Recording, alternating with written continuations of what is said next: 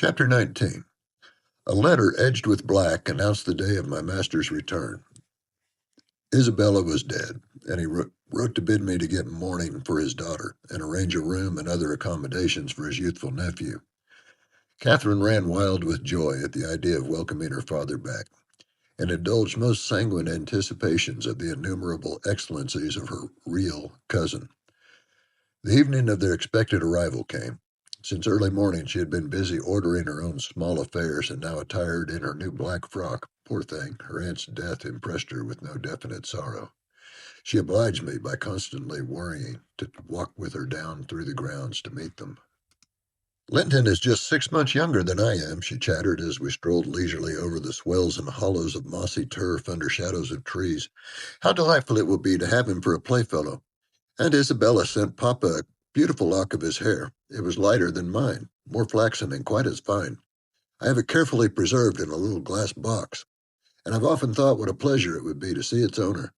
Oh, I am happy, and Papa, dear Papa. Come, Ellen, let's run. Come, run.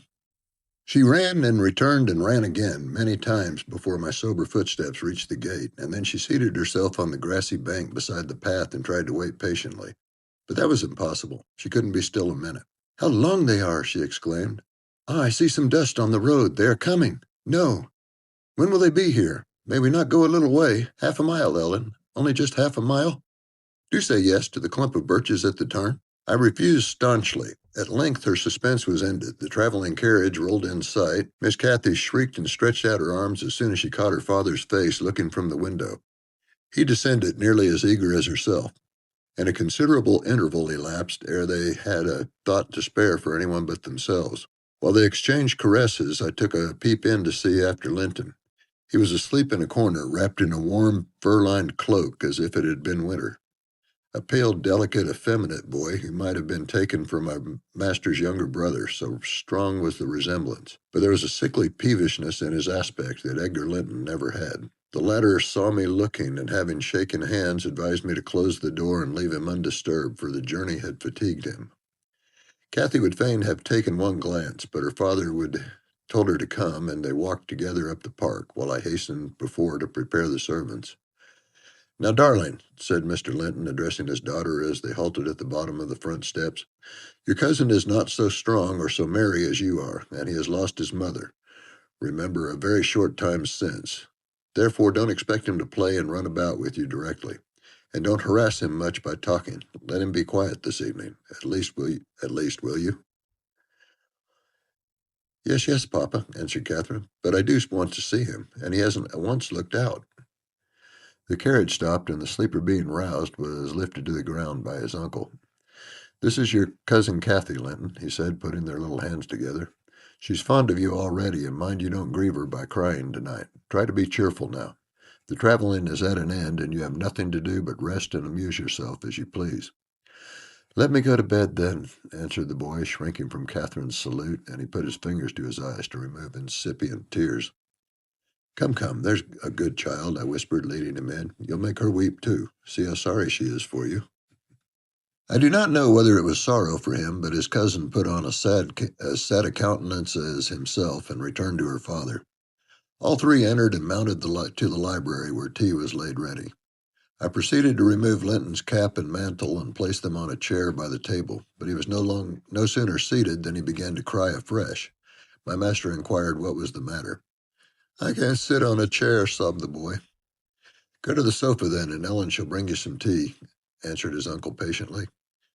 He had been greatly tried during the journey, I felt convinced, by his fretful ailing charge. Linton slowly trailed himself off and laid down. Cathy carried a footstool and her cup to his side. At first she sat silent, but that could not last. She had resolved to make a pet of her little cousin, as she would have him to be. As she commenced stroking his curls and kissing his cheek and offering him tea in her saucer like a baby. This pleased him, for he was not much better. He dried his eyes and lightened into a faint smile. Oh, he'll do very well, said the master to me after watching them a minute. Very well, if we can keep him, Ellen. The company of a child his own age will instill a new spirit into him soon, and by wishing for strength he'll gain it.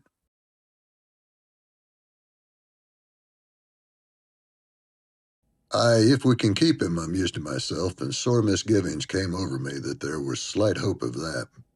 And then I thought, however will that weakling live at Wuthering Heights? Between his father and Harriton, what playmates and instructors they'll be. Our doubts were presently decided, even earlier than I expected. I had just taken the children upstairs after tea was finished and seen Linton asleep. He would not suffer me to leave him till that was the case. I had come down and was standing by the table in the hall, lighting a bedroom candle for Mr. Edgar, when a maid stepped out of the kitchen and informed me that Mr. Heathcliff's servant Joseph was at the door and wished to speak with the master. I shall ask him what he wants first, I said in considerable trepidation. A very unlikely hour to be troubling people in the instant they have returned from a long journey. I don't think the master can see him. Joseph had advanced through the kitchen as I uttered these words and now presented himself in the hall.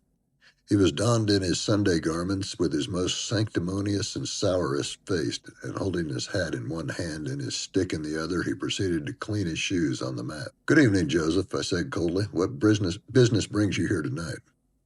"It's Master Linton I must speak to," he answered, waving me disdainfully aside. "Mr. Linton is going to bed unless you have something particular to say. I'm sure he won't hear it now," I continued. "You'd better sit down in there and entrust your message to me." "Which is his room?" pursued the fellow, surveying the range of closed doors. I perceived he was bent on refusing my mediation, so very reluctantly I went up to the library and announced the unseasonable visitor, advising that he should be dismissed till next day. Mr. Linton had no time to empower me to do so, for Joseph mounted close at my heels and, pushing into the apartment, planted himself at the far side of the table with his two fists clapped on the head of his stick, and began in an elevated tone, as if anticipating opposition. "Heathcliff has sent me for his lad, and I'm going to go back to him." Edgar Linton was silent a minute. An expression of exceeding sorrow overcast his features. He would have pitied the child on his own account, but recalling Isabella's hopes and fears and anxious wishes for her son and her commendations of him to his care, he grieved bitterly at the prospect of yielding him up, and searched his heart how it might be avoided. No plan offered itself. The very exhibition of any desire to keep him would have rendered the claimant more peremptory. There was nothing left but to resign him. However, he was not going to rouse him from his sleep. "Tell Mr. Heathcliff," he answered calmly, "that his son will come to Wuthering Heights tomorrow. He is in bed and too tired to go the distance now. You may also tell him that the mother of Linton desired him to remain under my guardianship, and at present his health is very precarious."